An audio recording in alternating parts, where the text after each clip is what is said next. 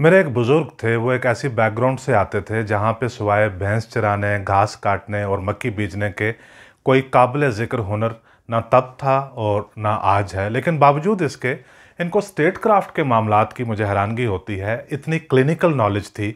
खैर वो नॉलेज किसी काम ना आ सकी क्योंकि ये किसी ऐसी डिसीजन मेकिंग या पॉलिसी मेकिंग पोजीशन तक ना पहुँच पाए और सरकार में सिस्टम के जिस छोटी सतह के ऊपर एक छोटे ऑफिसर रहे ज़िंदगी भर, वहाँ पे सिर्फ हुक्म लिए जाते हैं, कोई राय दी नहीं जा सकती।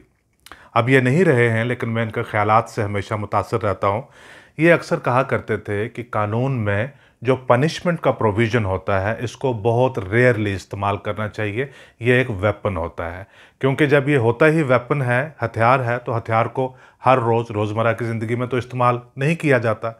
और ये भी कहते थे कि जो ख़ास कानून होते हैं, जो ख़ास स्पेशल सर्कमस्टांसेस के साथ डील करने के लिए बनाए जाते हैं, उनको सिर्फ तभी इस्तेमाल करना चाहिए जब सिचुएशन ऐसी बन जाए जब आपके पास उस कानून की वो स्ट्रिंजेंट क्लॉज इन्वोक करने के सिवाय आपके पास दूसरी कोई ऑप्शन रही ना हो। आर्गुमेंट ये था कि अगर स्पेशल लॉज को ऑर्डिनरी सिचुएशंस के लिए रोज़मर्रा आप इस्तेमाल करते रहेंगे तो जिन स्पेशल लोगों के लिए जिन स्पेशल सिचुएशंस को एड्रेस करने के लिए वो कानून बने हुए होते हैं वो उसको इतना लाइटली लेना शुरू कर देंगे।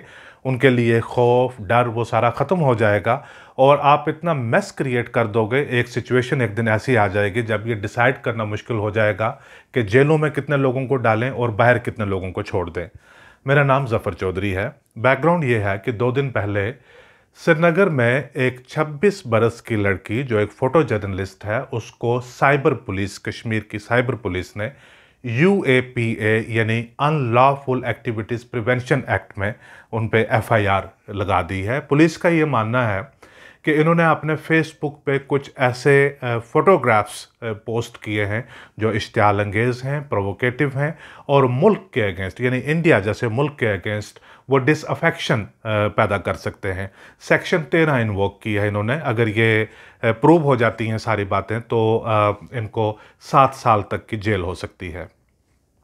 मैं पुलिस को बेनिफिट ऑफ डाउट देते हुए, क्योंकि मैं मसरत ज़हरा की पूरी फेसबुक या ट्विटर टाइमलाइन स्कैन नहीं कर पाया हूँ, ये मैं छोड़ देता हूँ जुडिशल स्क्रूटनी के लिए। वो डिसाइड कर लेंगे कि क्या ये ठीक था या नहीं था। लेकिन अभी क्या हुआ है कि एक बैड पब्लिसिटी पुलिस ने अपने लिए, सिर्फ जम्मू कश्मीर ने में नहीं बल्कि मुल्क भर में भी नहीं, दुनिया भर में जो जहाँ जहाँ तक ये बात पहुँच रही है, अपने लिए एक बैड पब्लिसिटी क्रिएट कर दी है कि आप जर्नलिस्ट के साथ बात करने के लिए, अपना पॉइंट ऑफ व्यू समझाने के लिए और भी बहुत तरीके हैं। आपने फ़ोटो देखा और इतने बड़े कानून का इस्तेमाल कर डाला, ये शायद ज़रूरी नहीं था।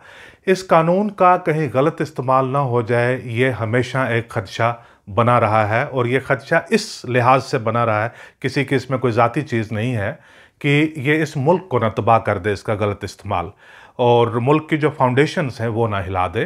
तो मैं बैकग्राउंड याद कर रहा था कि जब होम मिनिस्टर साहब पायलट करके ये कानून पार्लियामेंट में लाए, आपको जाहिर सी बात है कानून पार्लियामेंट में बनता है, और जब उन्होंने statement of objects and reasons रखे और अपनी धुएंधार तकरीर की उन्होंने कानून को पेश करते हुए, प्राइम मिनिस्टर साहब बहुत खुश हो गए। उनको लगा कि भी वाकई ये मेरे होम मिनिस्टर जो हैं ये बिल्कुल एक स्टील की तरह सारी चीज़ पेश करते हैं और ऐसे कानूनों की, ऐसे सख्त कानूनों की हमें ज़रूरत है। लेकिन अपोजिशन के लोग, सिविल लिबर्टीज़ के ग्रुप, ह्यूमन राइट्स के ग्रुप, उन्होंने बड़ा चीखना चिल्लाना शुरू कर दिया। उन्होंने कहा कि ये कानून आइडिया ऑफ इंडिया के अगेंस्ट है, ये हमारी डेमोक्रेसी को न्यूट्रलाइज कर देगा, ये हमारे सिविल लिबर्टीज़ को, राइट्स को क्रिटिकली चैलेंज कर देगा। लेकिन ये कहाँ मानने वाले। अब जब पार्लियामेंट के अंदर तकरीरों का सिलसिला शुरू हुआ तो अपोजिशन के एक बड़े लीडर जब उन्होंने तकरीर करनी शुरू की तो उन्होंने कहा कि देखिए, ये कानून की बैकग्राउंड अच्छी हो सकती है, आपका रीज़न अच्छा हो सकता है, लेकिन जिस किस्म का ये कानून है वो ज़ाहिरन गवर्नमेंट को इतनी स्वीपिंग पावर्स देता है कि गवर्नमेंट के नज़रिए से उनको जो भी अपना अपोनेंट नज़र आए, जो भी उनको पसंद ना आए, वो किसी को भी धर दबोच सकते हैं, वो किसी को भी पकड़ सकते हैं। और इसमें बहुत सारे एविडेंसेस की भी ज़रूरत नहीं है कि आप ऐसा, आप कई बार पढ़ते हैं ना कि भी सफिशेंट रीजंस टू बिलीव, इसी के बेसिस के ऊपर आप किसी के खिलाफ कार्रवाई कर सकते हैं। लेकिन ये गवर्नमेंट वाले कहाँ मानने वाले थे। इन्होंने बहुत शोर शराबा किया लेकिन गवर्नमेंट ने एक ना मानी। मैंडेट था इनके पास गवर्नमेंट पार्लियामेंट के पास लोग थे, इनके पास पार्लियामेंट में नंबर्स थे और थोड़े सख्त गिर थे, सिविल लिबर्टीज़ के लिए इतना ज़्यादा एहसास नहीं करते थे। कानून पास हो गया, अपोजिशन वाले लोग चिल्लाते ही रह गए। अब मुझे अंदाज़ा है आप इस वक्त क्या सोच रहे हैं। मीडिया को कंज्यूम करने वाले हमारे पास दो किस्म के लोग होते हैं। एक वो हैं जो अभी ये वीडियो बंद करेंगे और नीचे जाकर कमेंट में लिखेंगे कि इस पे तो हम बड़ा भरोसा करते थे, ये भी टुकड़े टुकड़े गैंग का आदमी निकला। और दूसरे वो हैं जो चाहेंगे कि आगे इसको देखते रहें, आज इसको वीडियो को वाइडली शेयर करें और आज कहें कि भी तसल्ली हुई कि हिंदुस्तान में जर्नलिस्ट हैं जो बात करते हैं। मेरी आपसे ये गुजारिश है कि जब आप किसी जर्नलिस्ट को पढ़ रहे हों या सुन रहे हों, ऐसा नहीं कि हर किसी को टीवी पे पढ़ रहे हो या टीवी पे देख रहे हो या अखबार में पढ़ रहे हो। मैं कहता हूँ कि सिर्फ जब किसी जर्नलिस्ट को आप पढ़ रहे हो या सुन रहे हो, उससे आप वही तवक्को करें जो एक जर्नलिस्ट से की जा सकती है। ऐसा ना करें कि कोई एक्टिविस्ट या पॉलिटिकल लीडर की तकरीर सुन रहे हैं। तो लिहाजा आप इसको बंद करने की ज़रूरत नहीं, आप देखते रहिए। ये था सन 2019 नहीं था, ये सन 1967 था, 1967। प्राइम मिनिस्टर थी इंदिरा गांधी और होम मिनिस्टर थे यशवंत राव चौहान।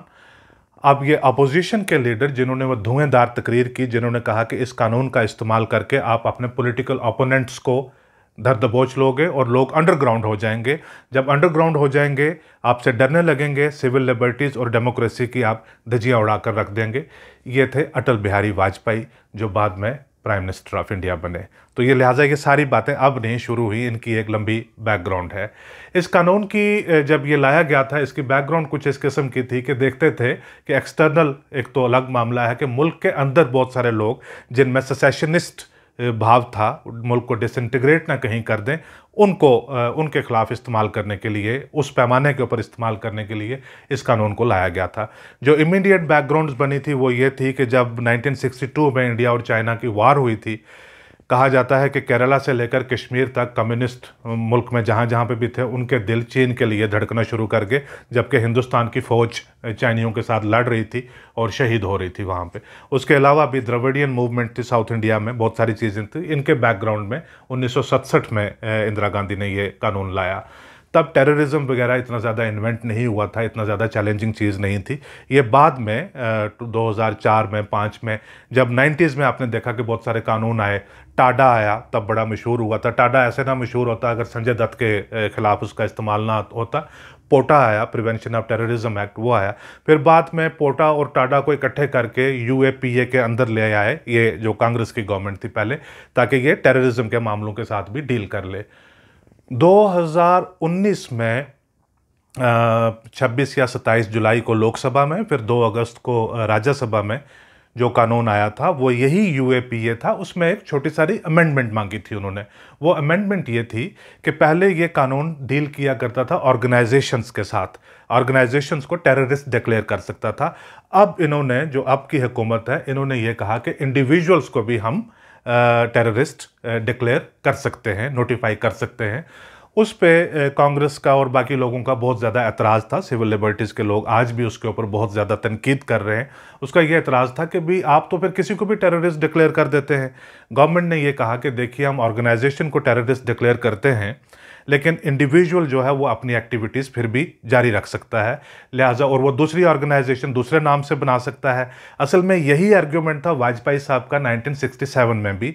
67 में आरएसएस को अनलॉफुल गवर्नमेंट ऑफ इंडिया ने डिक्लेयर किया हुआ था, लेकिन आरएसएस के बहुत सारे मेंबरान जैसे वाजपेयी साहब खुद वो पार्लियामेंट में थे और अपनी पॉलिटिकल एक्टिविटीज़ भी उन्होंने जारी करके रखी हुई थी। बाद में खैर हालात बदले, तो यही डिस्कशन दोबारा आई कि ताकि उन इंडिविजुअल्स को भी प्रिवेंट किया जा सके कि वो जब उनकी ऑर्गेनाइजेशंस को बैन कर दिया तो बतौर इंडिविजुअल वो किसी एक्टिविटी में इंडल्ज ना हो या दूसरी कोई ऑर्गेनाइजेशन ना तैयार कर लें। आज के रोज़ मैं इसके ऊपर ज़्यादा नहीं बोलना चाहता, लेकिन जिस कानून का एक इतना बड़ा स्कोप हो, उस कानून को आप एक फेसबुक के पोस्ट के ऊपर भी अगर आप उसी के साथ उसी कॉन्टेक्स्ट में आप उसको डील करना शुरू कर देंगे। कश्मीर एक बहुत कॉम्प्लेक्स, एक बहुत कॉम्प्लिकेटेड जगह है। ये सिर्फ इसको यूनियन टेरिटरी बनाने से, इसको आर्टिकल 370 हटा देने से सारी चीज़ें डील नहीं हो गई। वो एक चीज़ है जो गवर्नमेंट ने, जो पार्लियामेंट ने, जो पॉलिटिकल पार्टी ने अपने नज़रिए से जो उनको बेहतर लगता है वो एक फ़ैसला लिया है। उसको आगे मैनेज करने के लिए, स्टेबिलिटी बनाए रखने के लिए, पीस बनाए रखने के लिए उसमें बहुत इक़दामात की ज़रूरत है। उसमें बहुत लंबी अभी जो सफ़र है वो करने की ज़रूरत है। फेसबुक पोस्ट के ऊपर भी अगर यूएपीए लग जाया करेगा, फिर बड़े बड़े चैलेंजेस जो आपके सामने हैं, जो मुल्क के सामने भी रखे जाते हैं, दुनिया के सामने भी रखे जाते हैं कि इतने बड़े चैलेंजेस हमारे सामने हैं, उन चैलेंजेस के साथ कैसे डील किया जाएगा। मैं पढ़ रहा था, बहुत सारी जगहों के ऊपर मैं देख रहा था कि इस लड़की को, मसरत ज़हरा को, जो फ़ोटो जर्नलिस्ट है और बड़ी रिस्पेक्टेड फ़ोटो जर्नलिस्ट है, उसको कोरोना की रिस्ट्रिक्शंस के दौरान एज़ पर हर क्लेम उसको बार बार पुलिस स्टेशन बुलाया जा रहा है। उसको कहा जा रहा है कि तुम आओ और अपना बयान रिकॉर्ड करवाओ। वो कहता ही है लॉकडाउन है, रिस्ट्रिक्शन है, तो ये कहते हैं कि तुम नाके पे आओ, वहाँ से हमारे साथ फ़ोन पे बात करो और हम तुम्हारा फैसिलिटेट करेंगे यहाँ पे आना। ये मामला सारा मैं जुडिशल स्क्रूटनी के लिए छोड़ूंगा, क्योंकि ये कहते हैं कि ये साइबर पुलिस वाले आजकल बहुत सारी नज़र रखे हुए हैं कि कौन क्या क्या बातें फेसबुक पे, यूट्यूब पे, ट्विटर वगैरह पे कर रहे हैं। तो अदालतें हैं, कॉन्स्टिट्यूशन हमें एम्पावर करता है और कॉन्स्टिट्यूशन एक ट्रस्ट और फेथ इंस्पायर करता है कि अगर आप को लगता है कि वायलेशन हो गई है, constitution will take care of that. लेकिन यूएपीए में सबसे बड़ा खदशा वाजपेयी साहब की तकरीर 1967 से लेकर 2019 में जब 27 जुलाई को और 2 अगस्त को फिर राज्यसभा में जब आया और पी चिदम्बरम ने जब तकरीर की, उसमें सबसे बड़ा खदशा एक था कि कोई भी कानून अपने आप में बुरा नहीं होता, लेकिन कॉन्स्टिट्यूशन बजाते खुद एक कंप्यूटर बनकर, एक मैकेनिकल इंस्ट्रूमेंट बनकर हर कानून का इम्प्लीमेंटेशन नहीं करवाता, हर कानून में यह ध्यान नहीं रखता कि इसका गलत इस्तेमाल ना हो। जो नीचे ऑफिसर्स होते हैं वो अपने इंडिविजुअल ऑफिसर सिस्टम का पार्ट होते हैं, लेकिन फैसला लेते हुए वो एक इंडिविजुअल होते हैं। They are inspired by their own wisdom, उनके फैसले अपने होते हैं। वहाँ पे वो मिसएडवेंचर हो सकता है, वहाँ पे उसका इस्तेमाल गलत हो सकता है, जिसकी वजह से सिविल लिबर्टीज़ कॉम्प्रोमाइज़ हो सकती हैं। मैं कोई नहीं होता जो कश्मीर की साइबर पुलिस को या पुलिस को मैं ये हिदायत दे दूं कि आप इसको, अपने एक्शन को रिव्यू कर लें, लेकिन मैं ये बात आर्गूमेंट के लिए ज़रूर रखना चाहूँगा कि ये कानून कौन सा है और जुर्म कौन सा है, उसको उस एतबार से ज़रूर देख लिया जाए ताकि एनर्जी भी बची रह सकें। और जहाँ पे आपके पास इतने बड़े इश्यूज हैं डील करने के लिए, वहाँ पे एक नई चीज़ आप ऐसी ना क्रिएट करें कि इन छोटी छोटी चीज़ों को मैनेज करते हुए कॉम्प्लिकेशंस ज़्यादा बढ़ जाएं। आज का एपिसोड देखने के लिए बहुत शुक्रिया।